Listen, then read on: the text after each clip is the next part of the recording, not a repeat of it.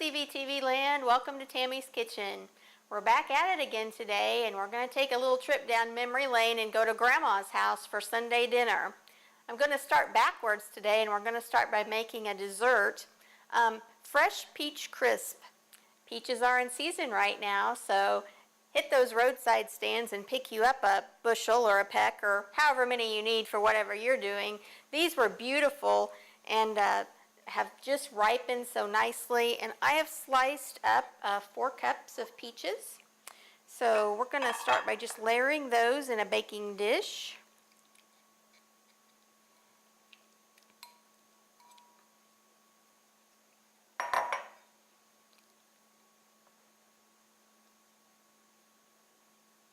They smell so good.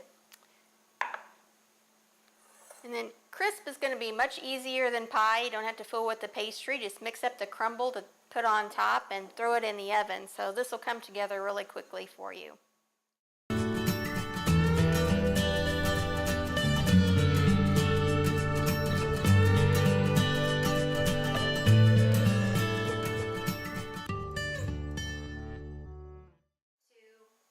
Okay, to start our crumble topping, we're going to start with a 1/2 cup of flour,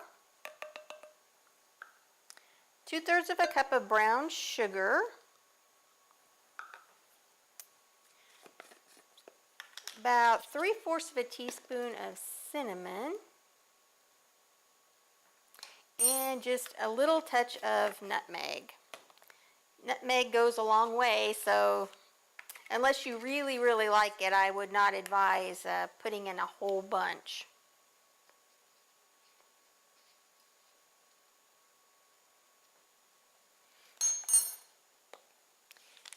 And a 1/4 of a teaspoon of salt. And to that, we're going to cut in a stick of butter. Butter needs to be cold, so don't let it come to room temperature. You'll just have goo.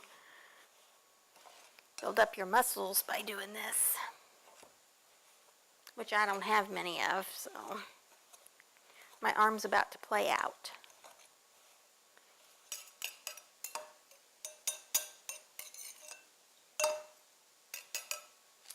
Now the last thing we're going to add to that is about 3/4 of a cup of oats.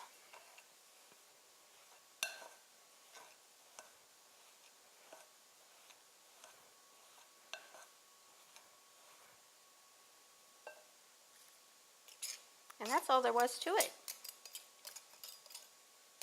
So no rolling or trying to get your pie crust in the pie pan, which I struggle with, it seems like. So this is much simpler.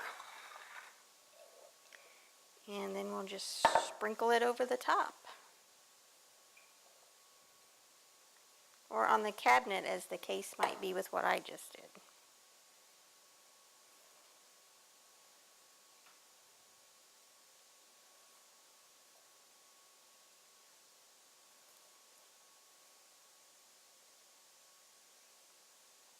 If you're making this when peaches aren't in season, you can certainly use frozen or even canned peaches. So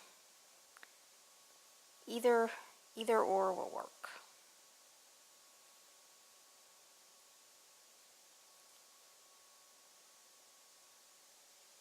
Okay, we're going to pop this in a 350-degree oven for 30-35 minutes until this is brown and bubbly. Okay, for the second dish of the day, we're going to go to a side, and we're going to make some scallop potatoes. This dish is particularly fond for me because it was one of my grandmother's best dishes. We ate Sunday dinner there with her a lot, and this was my favorite thing that she made, and she made them almost every Sunday because she knew we loved them. So in a saucepan, I've got a 1/2 stick of butter, and we're going to melt that. And just going to start out with a basic little cheese sauce here. Okay, our butter's melted, so to that we're going to add a 1/4 of a cup of flour, 2 teaspoons of salt, and a 1/2 teaspoon of pepper. I'm just going to stir that. It's going to make like a paste or a roux. You just want to stir that a little bit, kind of cook the flour taste out of that flour. Don't need to cook it a real long time. Okay, I've turned my heat down to about medium. You don't want to keep this on real high or you'll scorch your butter. To that, we're going to add our milk, and this is 2.5 cups. And I am using whole milk. I suppose you could use 2% if that made you feel better. But this will make a very rich and creamy sauce for you. Kind of keep stirring as you're pouring that in.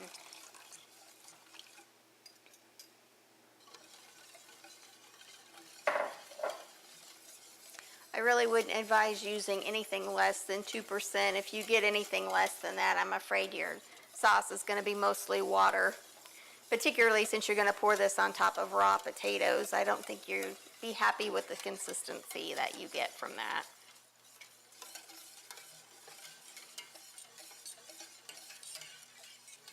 As your sauce heats up, it's going to start to thicken up a little bit.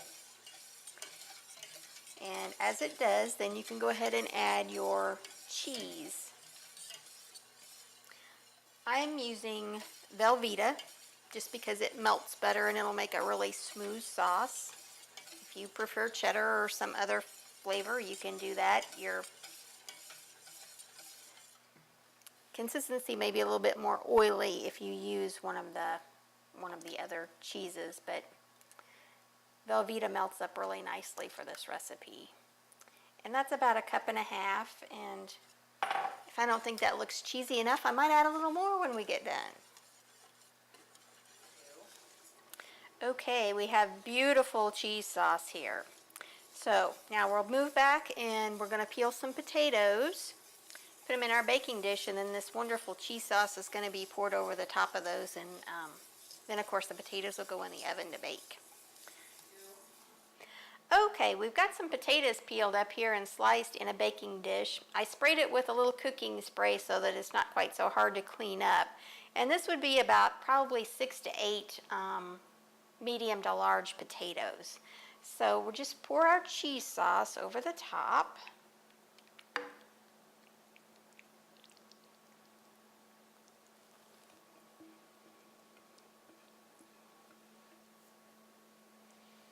Okay.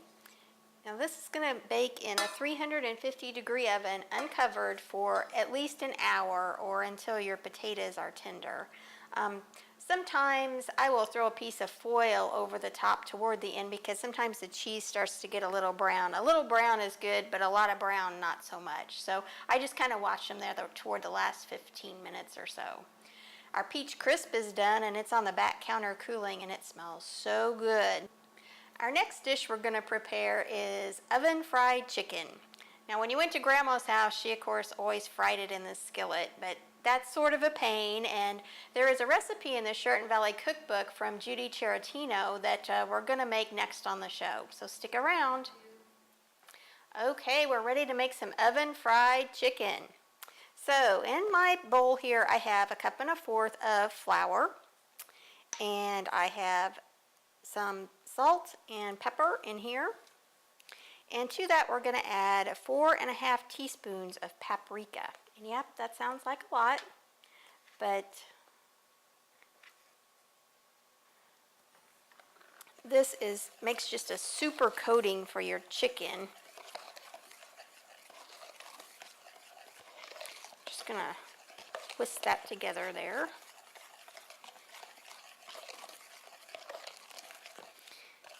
That was about 3 teaspoons of salt and 3/4 teaspoon of pepper. So this is what we're going to coat our chicken in. And this is just a whole chicken that's been cut up, and I have soaked it overnight in salt water. Per my sister, that is what you're to do with all chicken when you get it, is to soak it in salt water. It makes it more tender and juicy according to her. So I always follow her directions and do what she tells me there. So I'm just going to kind of pat it off on that paper towel and roll it in our flour. And I've got a cookie sheet here that I've melted a stick of butter on. And that's what we're going to fry our chicken on in the oven. Okay, I melted that stick of butter and I put some non-stick foil on top of my cookie sheet just to make the cleanup a little bit easier, because sometimes that butter kind of burns into your pan and makes it hard to scrub off.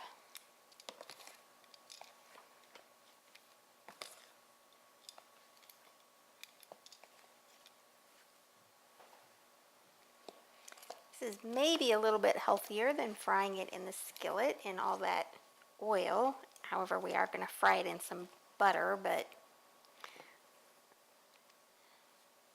just makes a little bit different coating on the skin than what it does when you fry it in the skillet. It's really good. It comes out really juicy and tender, and you don't have to stand over the skillet all that time.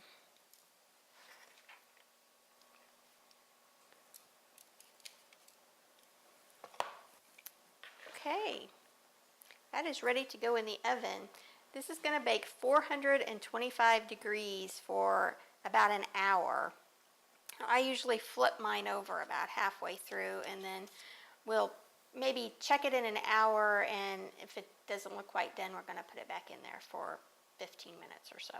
So we're going to pop that into the oven along with our potatoes, and it'll be Sunday dinner soon. Okay, to finish up our dinner here, we're going to fry some zucchini. My sister-in-law Pat gave me a fresh zucchini out of her garden, and this was my favorite way that my mom and my grandma always made it whenever I was at home. So I've just sliced up the zucchini in pretty thin slices, and we're going to dip those in egg and cracker crumb. And in the skillet here, I've got heating just some vegetable oil. So I know a lot of people do like zucchini and tomatoes and that sort of thing. I don't like tomatoes, so this is kind of the only zucchini way for me. So, okay, our grease is hot, so we're just gonna set these down in there.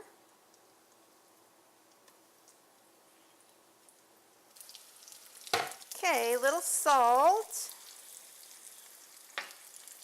And you can just flip them when they get brown. This makes a bit of a mess, but it doesn't take very long, just a few seconds, and it's the last minute thing you need to do before you're ready to sit down to the table, so they're nice and piping hot. Just put them out on a paper towel to drain the grease off of them.